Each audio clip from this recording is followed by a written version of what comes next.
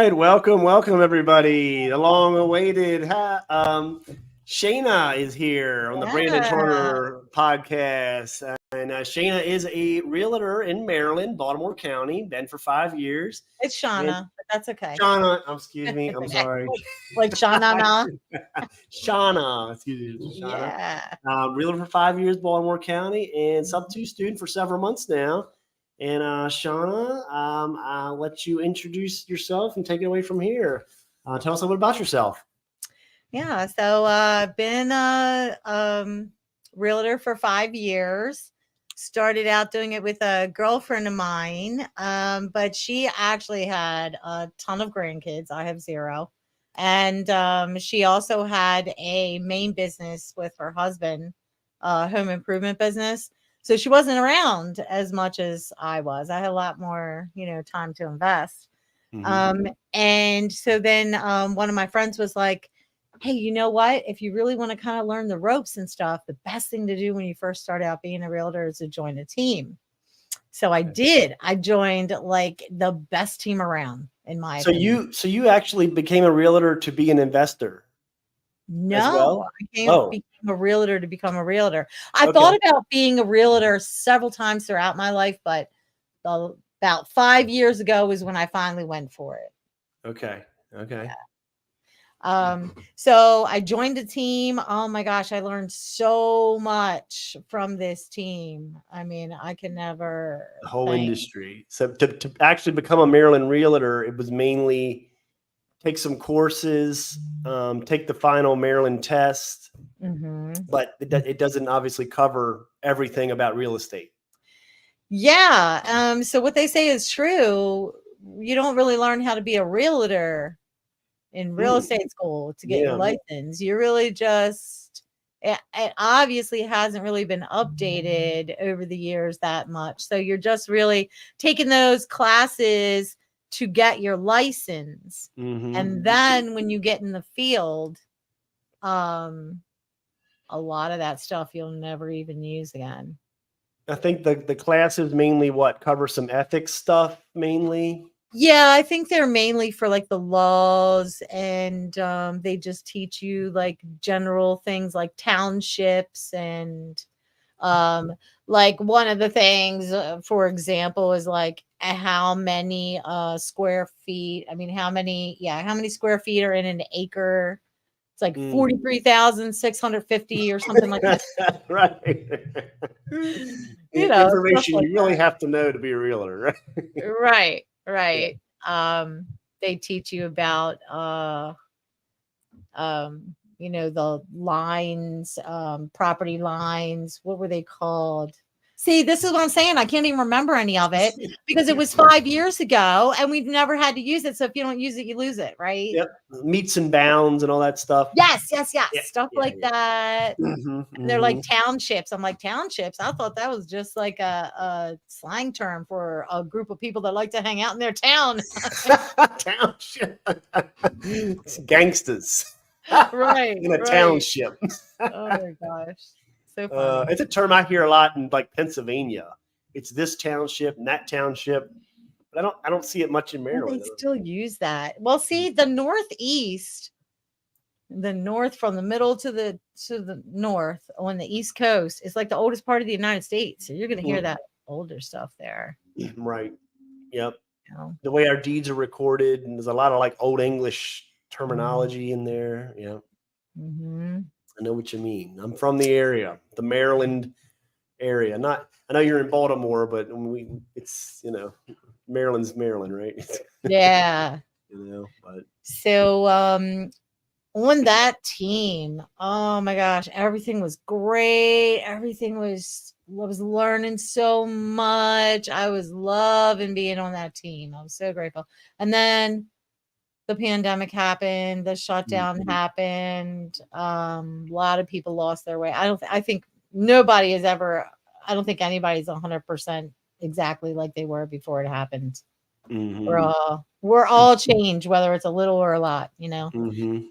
Um, so of course, once that happened, and then we had to all deal with the craziness that was going on in the market first the home values shot up because there was very low inventory. People didn't want to sell their homes in the middle of all that stuff. And then, you know, they lowered the interest rates. So then people were like 30 and 40 people just bidding on one house.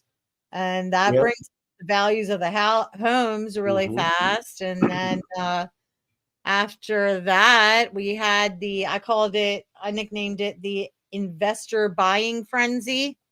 BlackRock and all that were lending out all this money to these small time investors, and you know, we're trying to take around legitimate clients to buy a house, and getting beat out by cash offers over asking with these crazy, yeah. So then we had the interest rates starting to go up, and you know, by that time I was just like, what the heck is going on in too this much world too right fast? now? Yeah. I was like, oh my God, like my future's unsure, the world's future's unsure. Like, what is going on here? And I went to look something up on YouTube one day regarding real estate, and then Pace popped up, and I was like, okay, let me check this guy out. So I started watching him, and then I just started having an epiphany. I was like, oh, I felt like the Mandalorian. I was like, oh my gosh, this is the way. The Mandalorian. This is the way we do this. This is how we handle this. Right. Yeah, I see that little Mandalorian guy there. Yeah, all about, right? Plus, he's super cute. You know. Yeah, that's he's true. So that's cute. True. This is the way. That's the saying. The Mandalorian, of course. For those who know, right? That's how he got there. Right. I'm not just an old lady that likes to play with toys, guys. Everything I do has a meaning. Makes sense. All right. So then you joined Sub 2. This is the way, and now that kind of reinvigorated you. Now you're motivated again. So tell us about that. Yeah. So what I love about creative finance the most is that it's creative. So like when you're a realtor, there's two main ways to help clients. There's always new stuff to learn, and real estate is always changing a little bit. They come out with new, you know, edited versions of the forms every year and stuff like that. You know, things are continuously changing, but it's a lot more gradual in the transition. I mean, the traditional way of doing things. So there's basically one way to help buyers and one way to help sellers. And there's, you know, different things that come up. But with creative financing, there's 100 different ways to do things and 100 different ways to do those 100 different ways. So even if you have like real estate experience, when you get in Sub 2, you are completely overwhelmed. You're just like, you have like shiny object syndrome. Yeah, you know? Right. Yeah, it's like, oh, you can do that? That's like legal? That's legal too, and that's also legal, right? That's actually the original way that real estate was bought and sold. He didn't invent it, he's just resurrected it, you know? And it's a perfect time for that. Like there's people right now with inflation and you know, jobs and everything. People are having a lot of problems right now, and this is a way to help them solve those problems. Yeah, that the cookie cutter realtor way is just very kind of, I don't know. That's for when life, I mean, you can do it anytime, but you know, it's mainly for when it works really well. I'll put it that way. It works really well when life is normal, but we are nowhere near normal. We're not normal anymore. Yeah, it's they keep saying the new normal. Well, that's no, that just means not normal. Yeah, new in that sentence it means no. Yeah, I know what you mean. They're not going to make us believe that. Right. Well, and then it seems like the realtors and the banks and all, they go after the model buyer, the one that's got decent income, good tax returns, credit reports good, maybe they got some down payment. So that represents maybe what? Maybe 20% of people who want to buy a house. The Mhm. other 80% that would like to buy, they feel kind of shut out. This kind of opens that door now. Now those are our people. We can go after that 80%, right? Yeah, and also help people that are in a bind. Yeah. I mean, Yep. I just heard a rumor. I don't know because I haven't been able to fact check it myself, but that there's going to very soon be a wave of foreclosures. We will be able to help those people, as many as we can or can reach, Mm-hmm. um, by, we'll be able to come in, catch up their arrears, give them a little bit of money to move or whatever. So, we're acquiring investment properties while also saving these people from having their credit ruined forever and having, all this debt, because Right. their debt will be wiped, their credit will be saved. And as a matter of fact, if we're doing something like creative finance and we're taking over the payments, as we make the payments every month on the mortgage that's already in place, their credit is actually going to be improved drastically really fast. Yep. Yep. We're going to log That's on and see 7 something one day and be like, whoa, it's going to be because we yep. bailed you out and we've Yep. been making payments every month on your mortgage and you get to benefit Yeah, I from. think it's awesome that as a realtor, you're seeing that side of the story now, and you've now educated yourself on that. And I think I don't know, realtors would already have known all this stuff. Maybe that's the assumption by the public. Well, my realtor didn't tell me about that, or my realtor says I should not consider that offer because you're gonna leave my loan in place and not pay it off. Yeah. Well, a couple things. One, realtors have 2 duties. One, we have a duty to protect our clients. So some of them may really think that they're protecting their clients. And 2, they also have a duty to present all offers. So it doesn't just mean mortgage offers or cash Mm-hmm. offers. We Creative have to, at offers, least in Maryland, we have to submit. We can't say yes or no for them. right? When we do a listing agreement or something, we do there is a paragraph on there that says that they give us ministerial, like minister. They said that we can minister for them, like we can speak on their behalf, basically is what Okay. that means. Okay. But we can speak on their behalf, but we still need to bring them all the offers. Yeah. Yeah. Maybe there's some realtors that are like, I'm not even going to present that because that's not in my client's best interest to leave that loan there. They have to present it. They should really, yeah. Yeah. But then again, they might present it, but they might present it in such a negative way. Right. It doesn't get accepted, Yeah. Um, Agent outreach is my favorite. It's my favorite thing to do. Number one, they're my tribe. Yeah, that's true. Look, It's like we're a little group, I'm reaching out to one of my buddies in the same class, That's right. That's right. That's right. in the 8th grade or whatever. We're in the club, Right. I'm a realtor, trademark, right? And all agents, it is their job. They're there to make money.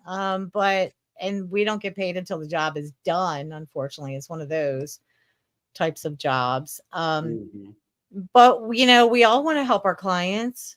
We want, to sell their house for them, or we want to help them out. And, I feel like a lot of, especially younger investors don't like agents. I think agents get a bad rap. They're just trying to protect their clients, which is their job. Yeah. So, if you just keep that in mind and just talk to them like, a regular person. Yeah. Maybe that's what gets lost. Like the investor kind of forgot the role the realtor plays. They're not really trying to screw the investor out of the deal. But they got a duty to the seller, right? Just keep for the younger and the newer investors. I have 2 pieces of advice when it comes to talking to agents. Number 1, remember that they're just trying to protect their sellers. So don't take anything personal if you feel like they're trying to cut you off. Just, continue to explain things until they let down their guard. And number two, don't be rude. Yeah. Don't when you first start talking to them, if you feel like, oh, this isn't going to go anywhere, and just hang up and just run away. I mean, it's like what was that? Guess what? Yeah. You could have talked for a few more minutes. You could have not only got me to, help everybody in this particular deal, but you'll never be able to do business with that agent again if they want to hold a grudge for that. I mean, why would they talk to you then? You were just rude. Right. That's not exactly professionalism at all. Right. Right. Yeah. I mean, we have a thing that we like to say in the realtor world, and it's, when sometimes tensions can get high because it's a serious transaction. You're dealing with a big chunk of money here, right? When it comes to the real estate. So tensions can get high sometimes. People get scared, and there's somebody hits the panic button in almost every single at some point in almost every single transaction. Oh no, that came up in the inspection. Now what? You got to be able to just all come together and just remind everybody that, look, all of us, all the realtors, the title company, everybody involved in this transaction, we all have the same exact goal in mind, right? So instead of competing with each other, try to make it we're all working together to get to the same point. Atmosphere. That's good advice right there. Coming from a Maryland licensed realtor. I love it. Okay. Yeah. All right. And then so I don't have a whole lot of questions here. I'm just going to go with as far as what goals do you have here with sub 2 and moving forward? Okay. So there is a need, a dire need right now for affordable housing. So if you're just starting out, pick one thing, focus on it. Instead of trying to do everything. You can't do everything all at once. But my main thing that I'm really looking at right now are pad splits. I really like the pad split model. Not everybody needs a whole house. Not everybody can afford an entire apartment if they're by themselves. Maybe somebody's just in town for 6 to 8 months for work. And they don't get a per diem from their job, which pays for their room and board or whatever, Right. So this pad split model helps all those situations and then some. So now what's pad split? People might not know. Pad split is kind of like they have a platform where if you want to rent a room, you don't even have to rent it monthly. You can rent it weekly because not everybody needs a whole month. You want to rent a room, you go on this platform, on this site, and you can see what areas they have properties that have rooms for rent. So investors who own properties, who own investment properties or rentals, can take the bedrooms and turn them into, a pad split property would have like community spaces, like a kitchen and bathrooms. And then maybe the living room and the dining room or a garage, if there is one, can be turned into bedrooms to rent out as well. And people, they're like room rentals. Yep. And I guess everything would be included, all your utilities, your electric and heat, maybe Wi-Fi. Yeah, and furniture too. So like there'll be like a bed and a nightstand at least.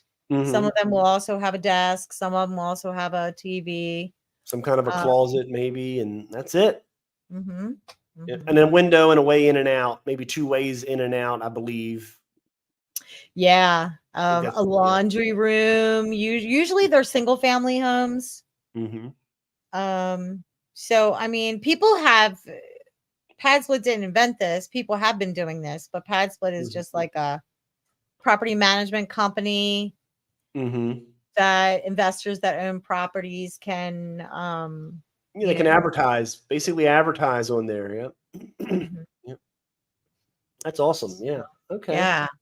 That's what I'm really looking at. I'm in a great area for that. They're new to this area, and I feel like it would really benefit a lot of people in this area. Mm-hmm. There's a lot of work in Baltimore, and you got Yep. DC, hour and a half drive away. Yep. There's a lot of work. Yep. A lot Yeah, of it sounds like that could be certainly up and coming. I'm sure the next few years it's just going to be going up and up. So Yep. it's the time to get in as the investor. Yep, there's a lot of colleges, there's hospitals, there's airports, there's businesses, there's Mm-hmm. All right. Well, I think that pretty much covered what I really wanted to cover. I don't know if you would like to add anything. How do we get a hold of you? Okay, so you can go to my channel on the screen there. That's the name of my YouTube channel. I also have a podcast. And that's for the sub two investor thing that I'm into. But then I also have a personal podcast called the Gen X Files with Shanna and friends. Those are like the 4 fun podcasts. Okay. Sounds cool. And you can also find me on Facebook. Just search my name. Find me on Facebook, Instagram. I'm getting ready to restructure them. Okay. To encompass the real estate investor side of things along with the realtor. So right now it just says like realtor in my name. But I'm gonna like kind of restructure investor it. realtor. Yeah. Yep. Yeah, exactly. Okay. I love it. All right. Well, thanks again for being on here, taking the time. Yeah, And, thanks for having me. You did great. yeah, thank you. Appreciate it. Yeah. Was that your first episode? It's technically my second, but yeah, I'm still learning as we. I'm not the premiere. Dang it. Maybe I'll put yours first. Oh, you didn't upload it. I didn't list it yet. They're not listed yet. Oh. They're still unlisted. So maybe I'll list this one. Oh, yeah. I thought I was gonna be the premiere. You can Dang be it. my first. Yeah. It's been a long time. You're the first of something at this age. Oh. All right. Well, I'm gonna just end it right here, and until next time, Brandon Turner Podcast. We'll see you guys. Okay. Thanks. Bye, guys. Bye.